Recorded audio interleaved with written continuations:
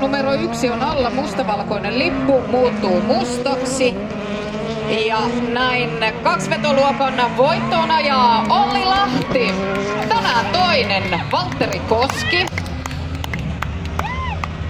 Kolmas on Ari Salonen, 4. Mikael Uitto, 5. Mika Savolainen ja 6. Ville Mikkonen, koska hänellä tosiaan alla mustavalkoinen, nyt tuli toinen, niin se muuttuu mustaksi.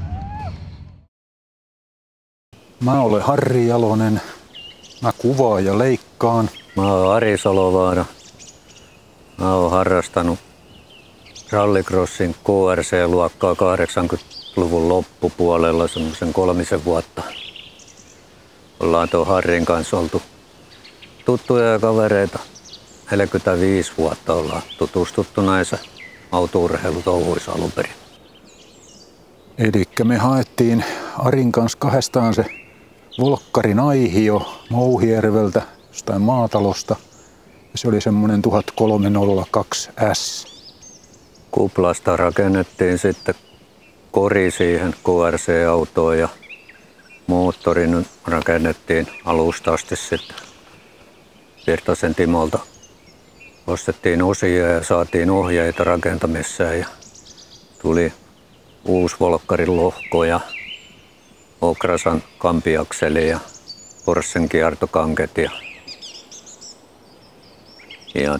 kannet Virtasen Timo teki siihen autoon ja itse rakenneltiin muuten moottoria ja saatiin suht onnistunut sitten koneesta ja vaihdelaatikko oli sitten ensimmäisenä vuonna ihan välitetty synkronoitu kuplan laatikko. Sen kanssa oli ongelmia sitten koko vuoden ja seuraavalle vuodelle sitten SF-pyörä Tampereelta rakensi tämmöistä suorakytkentälaatikkoa. Me oltiin siinä sitten ensimmäisiä koekanineita, kun Finnilän Seppo sitä kuplaa teki suorakytkentälaatikkoa. Se oli sitten ihan hyvä peli ja kestikin pienten alkuvaikeuksien jälkeen. Ja siinä oli se semmoinen pitkä ykkönen, niin kuin siihen aikaan, mikä oli lähdössä sitten sulla hyvä. Joo, kone oli semmoinen hyvin alhaalta vääntävä ja siinä oli pitkä ykkönen ja auto rakennettiin hyvin lähtöpainotteiseksi, että se oli takapainoinen. Crossissa on se lähtö niin tärkeä asia. Vähän vaikea se oli sitten siellä radalla viereen saada kääntymään, mutta takapainoinen tehtiin sen lähdön takia. Joo. Ja se oli 2,3 litrainen. Joo, 2,3 litrainen oli ja 200 heppaa siitä sitten saatiin irti siihen aikaan. Joo. Että aika lailla on kalusto kehittynyt näihin päiviin. Nyt on 450 hevosvoimaa ja alusta on rakennettu ihan jo huippuus siihen verrattuna, mitä silloin ajettiin Ikimai-vakio alustalla, että ei ollut muuta kuin iskuvaimentajat oli vaihdettu ja hammastanko-ohjaus. Ja siinä 13.02 oli ne MacPhersonin tolpat sentään edessä. Että. Joo, MacPhersoni tuli edessä ja nivelakseli perään. Joo. Siihen aikaan, kun mä ajoin 80-luvun lopulla, niin siellä oli muita kuskeja, semmoisia kuin Viitalan Jorma ja Sinkkilän Pentti ja Immosen Ari ja Mäkisen Esko ja Kaalikalle vai? Kaalikalle oli kans. Joo. Joo, sitä Viitalalla oli se Volkkarin 412, missä oli se valtava takasiipi, mitä ihmeteltiin siihen aikaan. Joo. Hyvin se sillä päästeli. Kyllä. Jorma voitti paljon kilpailuita jo sillä. Joo. Ja tasaista oli kilpailu silloin, että paljon oli eri voittajia kilpailuissa. Ja Myllärin veljekset ajoi kanssa. Esa ja Arto. Joo. Volvo-miehiä. Mutta sun kohdalla ei sattunut mitään semmoisia kauheita rypistyksiä, että aika siistiä sillä lailla. Sä olit kärjissä taikka sitten välttelit niitä, ettei Joo, kyllä siellä kontaktilaji tietysti oli, että kyllä siellä yhteen otettiin välillä rajustikin, mutta ei mitään isoja kalustotuhoja tullut sitten. Joo. Ei korriin eikä moottoriin. Niin. Tässä oli tarkoituksena niin kuin vaarien vähän muistella näitä vanhoja crossiaikoja ja sitten tästä lähdetään tuonne oikein kisoihin katsomaan, kuinka ne siellä nykyään niillä päästelee. Ja sitten jos päästäisiin vähän kurkkimaan niitä uutta tekniikkaa ja jos vaikka saataisiin jotain haastattelua joltain kuskilta sieltä. Joo, aika lailla on laji kehittynyt tämän 40 vuoden aikana. Joo, mutta on edelleen mielenkiintoista. Paras moottoriurheilun laji, mitä mä tykkään, että joo. Mennä paikan päältä katsomaan. Crossi on parasta paikan päällä. No joo.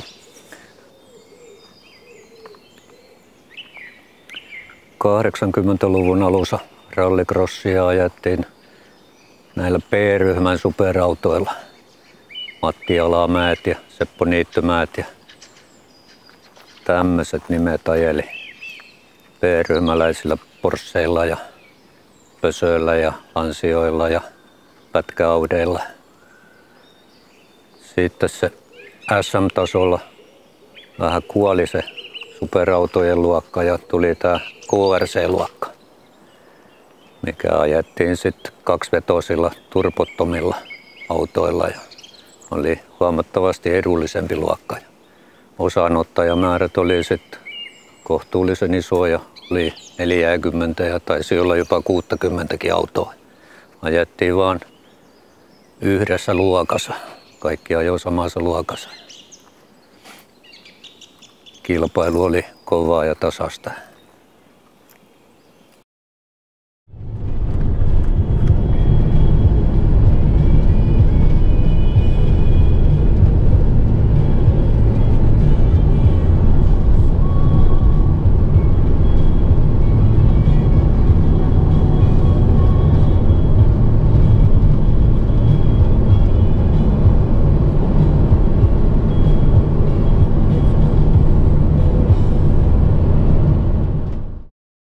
Kilpailuviikonloppuna perjantaisin suoritetaan autojen tarkka katsastus.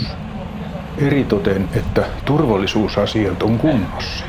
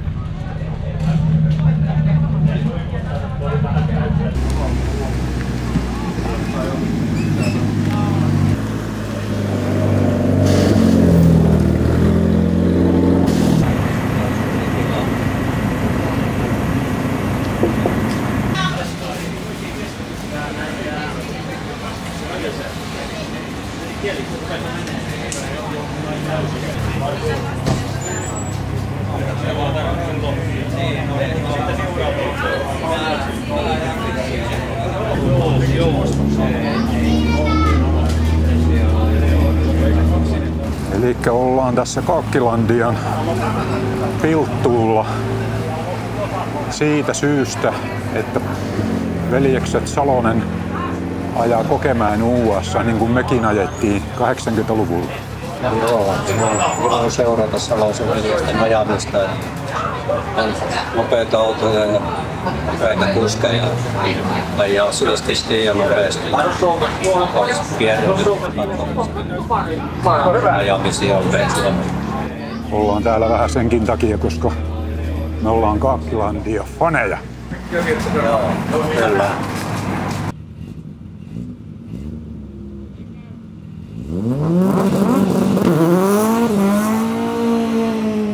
lauantai-iltaisin ajetaan myös parin tunnin harjoitusajot, jolloin kuskien ja mekaanikkojen on mahdollista tehdä säätöjä ja muutoksia radan ja sään mukaan.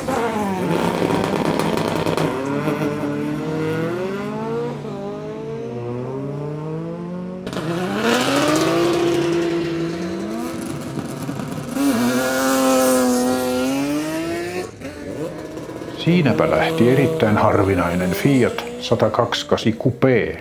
Samalla omistajalla kuuluu olevan kaikki 3 jäljellä olevaa kappaletta. On tuossa V1600-luokassa tuntuisi olevan kaiken eniten osanottajia. Autot on aika tasaväkisiä, että erot tulee sitten kuljettajista. Sitten on autocrossiluokka. Se on vapaasti hengittäviä kaksivetoisia autoja.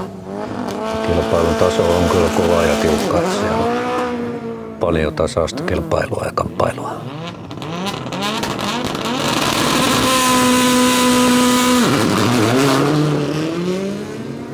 Open kaksivetosten luokka, missä voi olla turpoja ja remmiahtimia ihan vapaasti ja missä Arikin ajaa. Ja siellä on kans taso kyllä kova ja autojakin on aika hyvin. Isoin luokka superkaarit autojen tehojen puolesta, mutta osanottajamäärät on kyllä aika vähissä ollut viime vuosina. Harmi juttu, kun niitä autoja on varmaan 30 Suomessa, niin kisoissa niitä ei näy kuin alta 10. Se on näyttävä luokka ja äänekkäin luokka. Juu, harmi, että Kalliokosken Jere melkein ne voittaa. Joo, se on aika ylivoimainen ollut.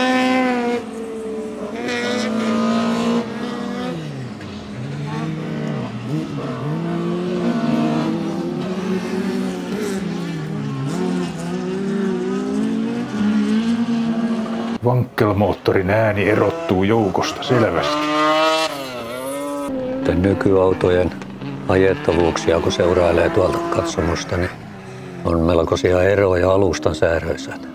Joku ajaa aika pehmeällä alustalla, niin kuin Olli Lahtikin. Kaarteesta tullaan etupyöräkorkealle ilmassa ja joillain alusta on taas säädetty aika lailla jäykemmäksi. Kori on aika vakaassa asennossa kaarteessa ja kaikki pyörät on maassa kiinni. No, kun se jousitus on täysin säädettävä. Jousista saadaan säädettyä sitä ajokorkeutta ja sitten iskuvaimentimien ylös- ja alasjoustoja voidaan säätää, niin niillä voidaan vaikuttaa siihen painon siirtymään lähdössä ja sitten myöskin kaarteessa, että se saadaan sitten osumaan sinne, mihin halutaan. Painon siirtymähän on tosi tärkeä takavetosissa autoissa, että no miksei se ole nelivetosissakin. Takavetosissa täytyisi saada se vetäville pyörille se paino. Kyllä, lähdössä ainakin on hyvin tärkeää. Joo, ja varmaan sillä lailla, kun lähdetään sitten kaarteesta. Niin, joka mutkasta lähdetään. Joo. Rallycross on koko perheen harrastus. Kaikille löytyy jotain puuhaa. Volvon moottori näyttää olevan hyvin suosittu.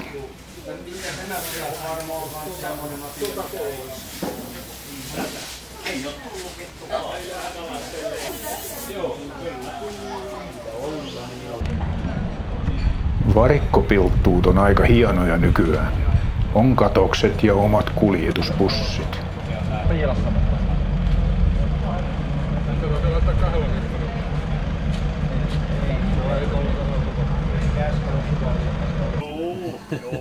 Olipa yhdessä VV-sirokkossa Audin 3-litrainen V6, jossa on vielä remmiahdin päällä.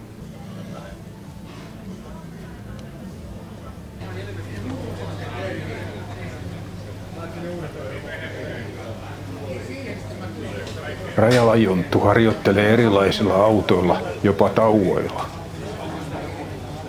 Lauantai-aamulla vielä ajetaan warm-up. Isä pääsee vähän koittaan autoa ja sitten sen jälkeen kaikki ajaa 3 alkuerää. Niistä saatujen pisteiden perusteella parhaat pääsee A-finaaliin ja seuraavat B-finaaliin ja lähdetään seuraavat C-finaaliin. Sitten finaaleita aletaan ajamaan C-finaalista. C-finaalin 2 parasta nousee sitten vielä B-finaaliin ja B-finaalin 2 parasta nousee A-finaaliin. Ja sitten ajetaan päivän päätteeksi ratkaisevat A-finaalit, missä selviää sitten kilpailun voittaja ja muut sijoitukset. Ja KRC:ssä oliko se niin, että siellä nousi vaan 1? Nykyään nousee juu 2 autoa finaalista seuraavaan finaaliin ja KRC-aikana nousi vaan 1 auto. Sitten on se ero, että KRC:ssä lähdettiin finaaleissakin kaikki rinnakkain. Nykyään lähdetään finaaleissa sitten tällä porrastetusti. Parhaat lähtee eturivistä ja niin edelleen. Sitten sen näköistä siitä suorittamisesta. Katsotaan.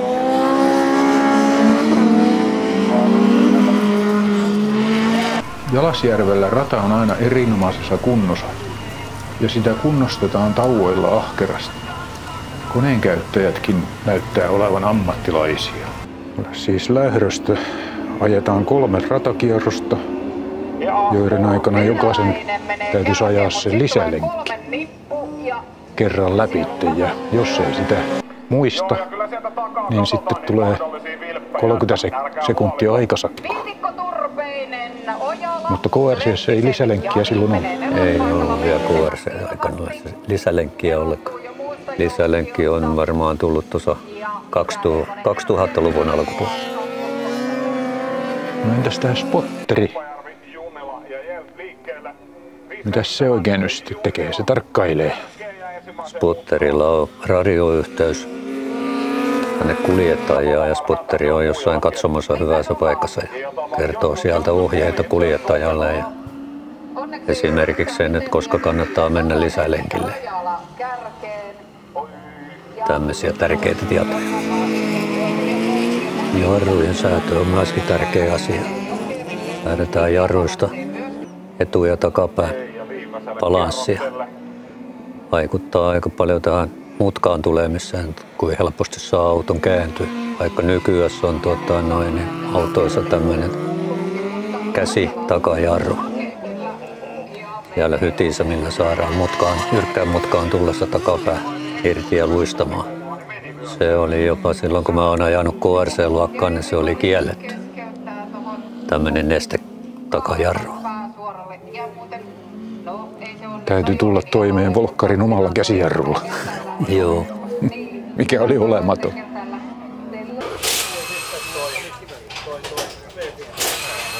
Onks tyytyväinen? Ei oo. Ensimmäinen tippu ja finaaleista. Jaa. Vaikka ihan hyvältä näytti kyllä. Mutta sulla oli hiukan huonoa tuuria siinä kanssa. Pidemmän päälle. Joo. Tässä viimeisessä lähdössä on vähän liian pitkä tuon jarrutuksen jätin, niin se jarrutin tuon asfaltilla jakkaa, niin ei se luisti vaan pitkäksi. Joo. No, seuraavalla kerralla. Seuraavalla paremmin. Jes, onnea. Joo, ei se vauhti nyt ihan huono ollut. Yllätyin kumminkin itsekin siihen, että se pystyi näinkin lujaa ajaa. Joo. Rajalla vähän uunotti, mutta se ei ole. Hiukan liian varman päälle koitin sitä kierrosta ottaa, niin siinä keskihampaalla Joo. se hyppäsi koodista, niin ei muuta tarvitse. Joo. Se kaatui siinä. Joo, okei. Okay. Siitä Kyllä. tulee vaan vähän hiki, kun siinä ajaa B-finaalin kautta. Näin on.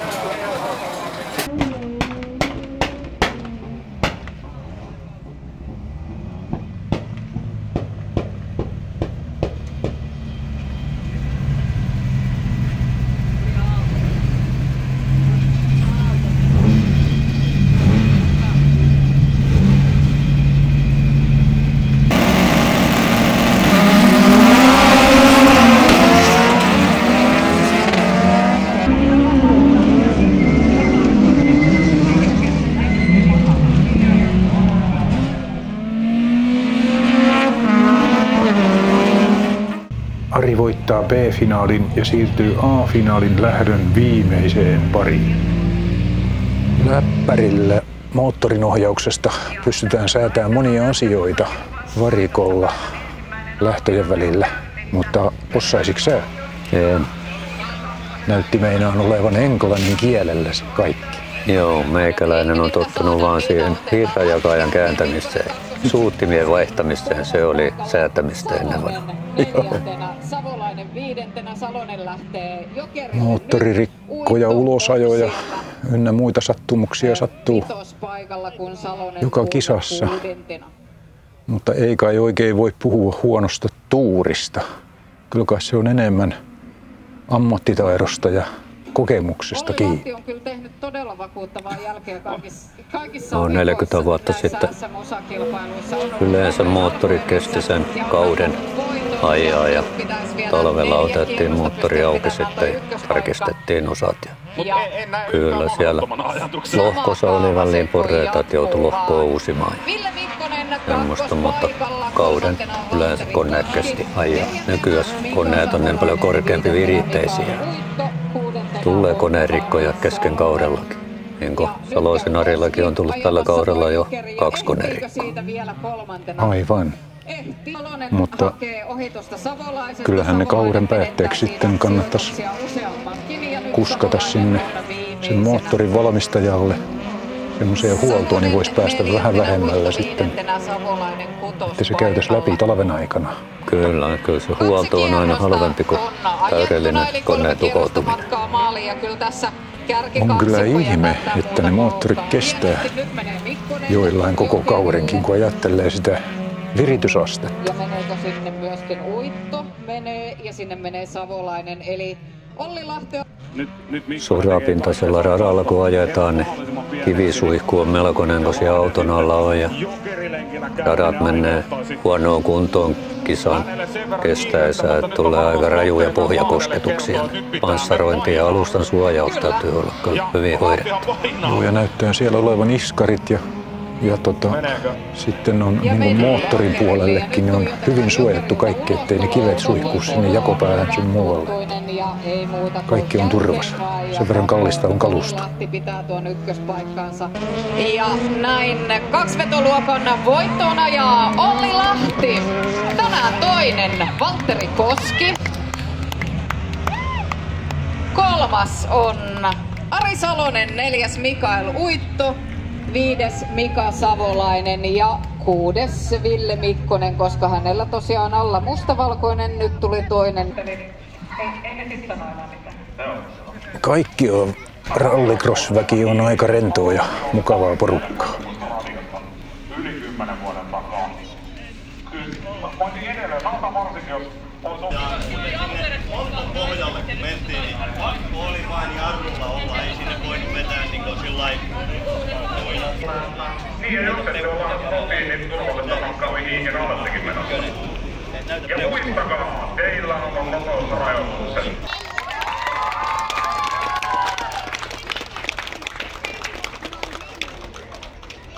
Kahdessa edellisessä kilpailussa koettujen moottoririkkojen jälkeen 3. sija toi vähän balsamia haavoihin.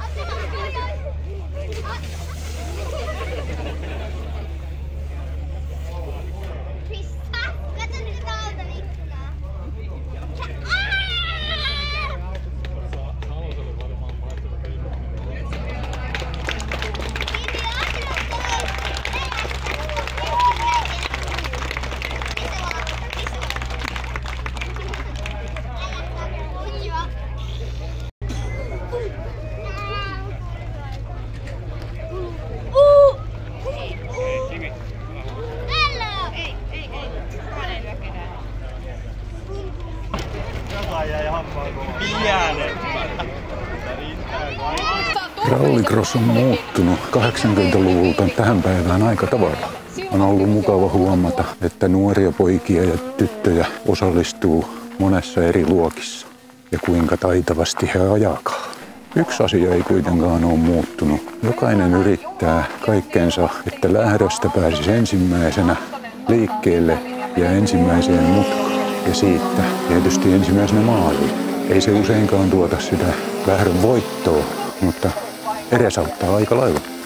Rallycross näyttää voivan hyvin. Kauan eläköön Rallycross. Kouvolaan lähdetään taas katsomaan SM-crossia ensi viikolla. No juu, mutta perjantai-aamulla täytyy sitten lähteä ajoissa, että kerriitään ehtoolla perille. Hyvin se ajoi. Joo.